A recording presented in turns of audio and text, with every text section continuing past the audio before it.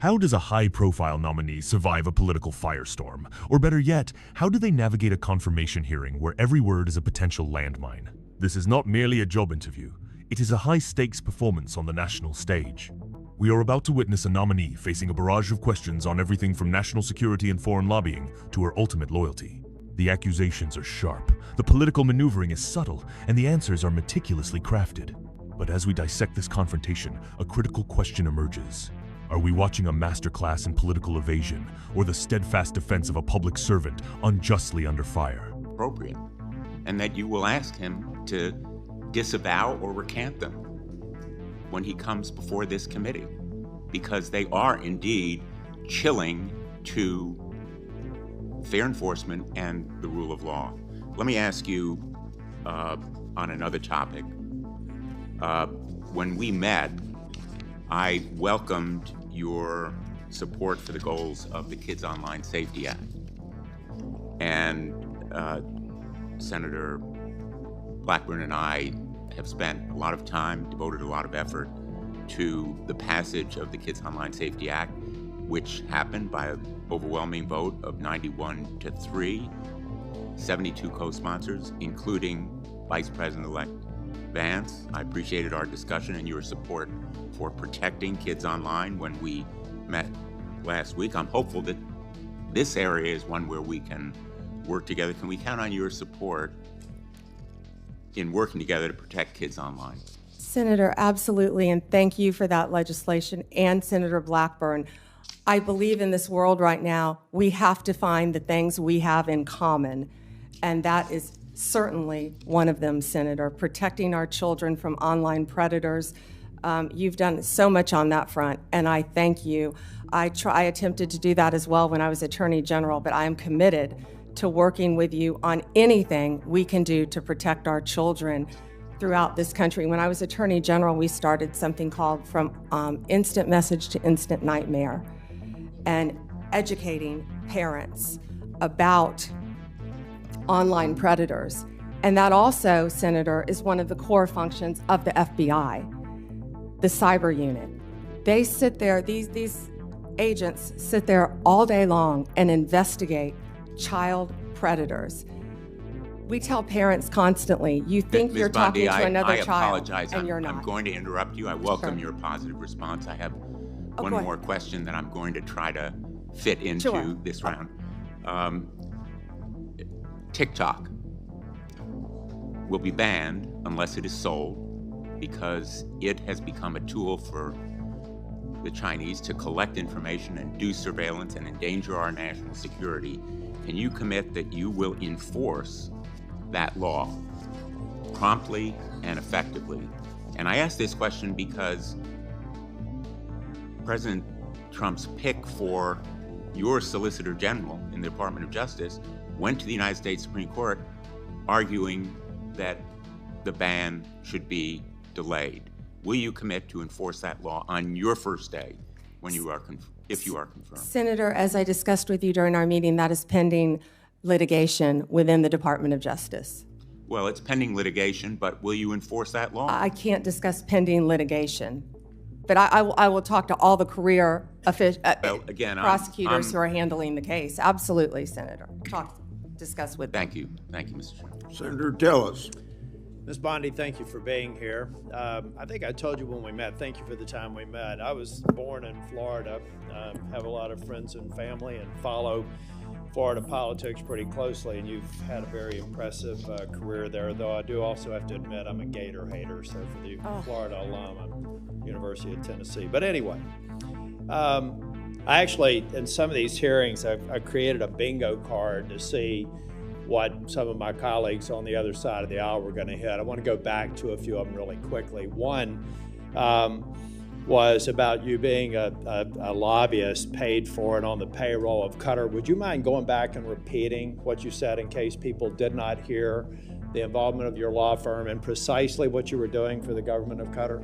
Yes, Senator. I was very proud of that work. It was anti-human trafficking in advance of the World Cup, and human trafficking has been something that's been very important to me my entire career, especially when I was Attorney General of And the you state also of made it Florida. clear that you had a number of practitioners within the firm working on it, so this narrative that you were getting $115,000 a month from Qatar is correct or not?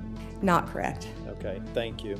I want to talk a little bit about, well, first off, I want to go back. You should be happy that so many comments have been directed towards Kash Patel, whose confirmation I am supporting. In fact, I'm meeting with him today, because that means they're out of stuff for you. So if it comes up again, you will once again know that you've got a great reputation and a great resume, and they are just trying to find things to put your integrity into question. You have answered the question repeatedly that that you will be loyal to the Constitution and you will live up to the oath to the Constitution and to protecting the American people.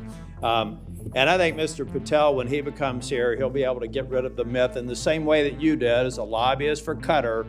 He'll be able to get rid of that list of the enemies, be able to deal with the enemies list, and the marketing department for your opposition is going to have to come up with new material because that stuff is getting old. Section 702. You heard Senator Lee talk about some concerns that he has with 702. I believe it's one of the most important things that you can do early into your confirmation. You will be confirmed, and hopefully with some Democrat support.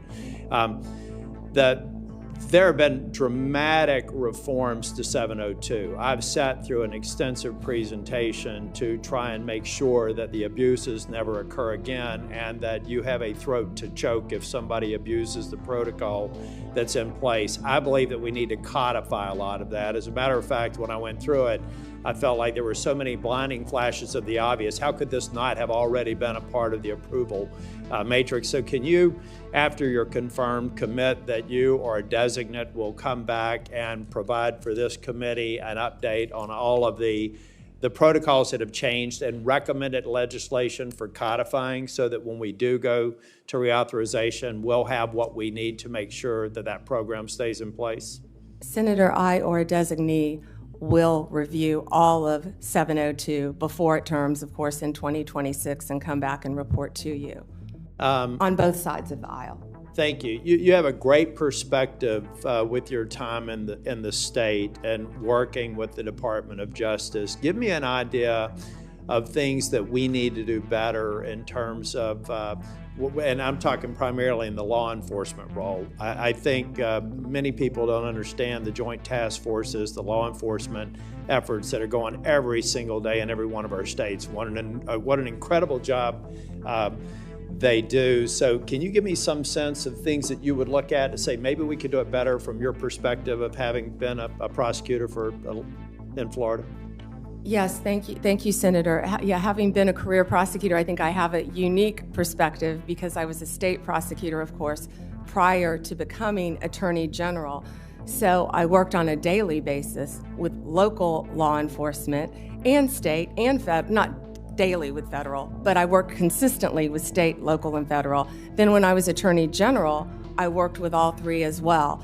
I feel like we have to have better coordination among all our agencies, especially given all the terrorism issues that we've discussed earlier in this hearing.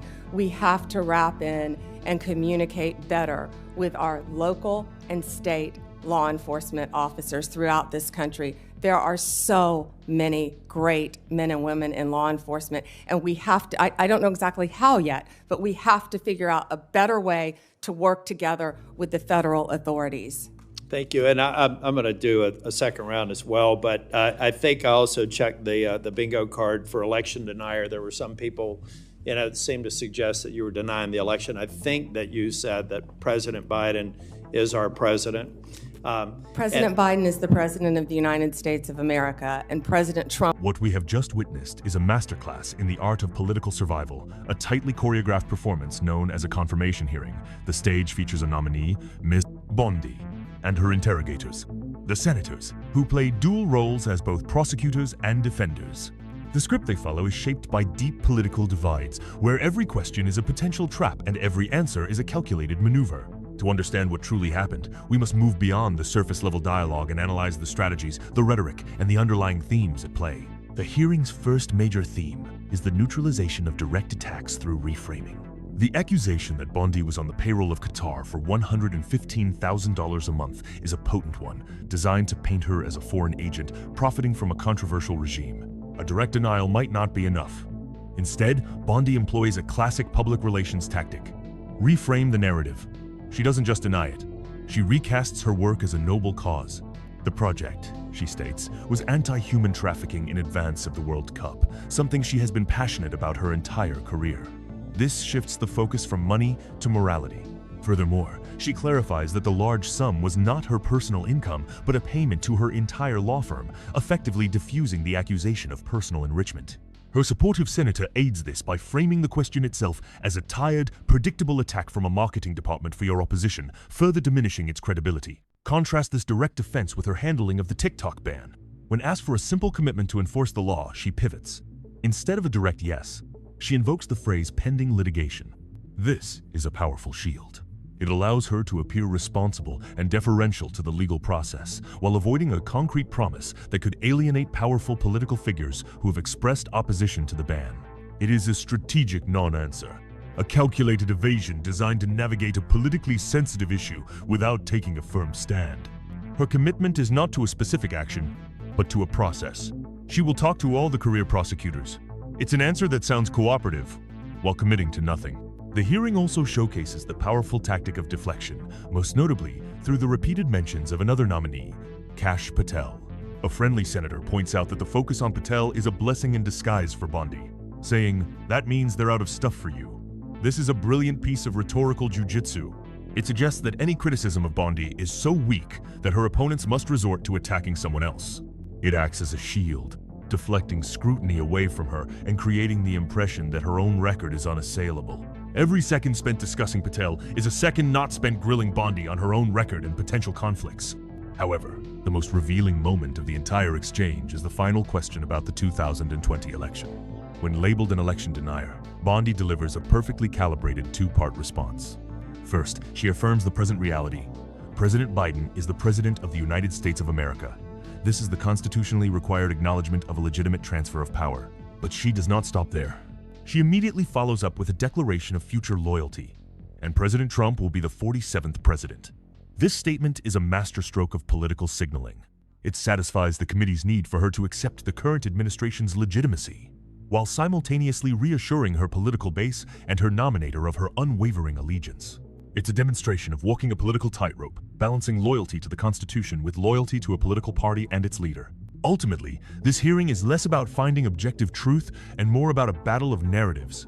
The core question is not whether Ms. Bondi is qualified, but to whom or what she is ultimately loyal. She and her allies argue her loyalty is to the Constitution. Her critics imply her loyalty is to the political figure who will make her the next Attorney General. Her performance is designed to affirm the former, while never explicitly denying the latter. She successfully navigated the hearing not by being completely transparent, but by being strategically astute.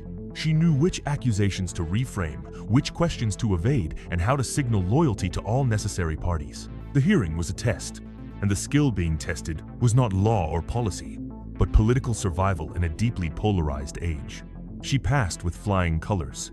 What do you think? Was this a case of unjust political attacks, or a masterful display of skillful evasion?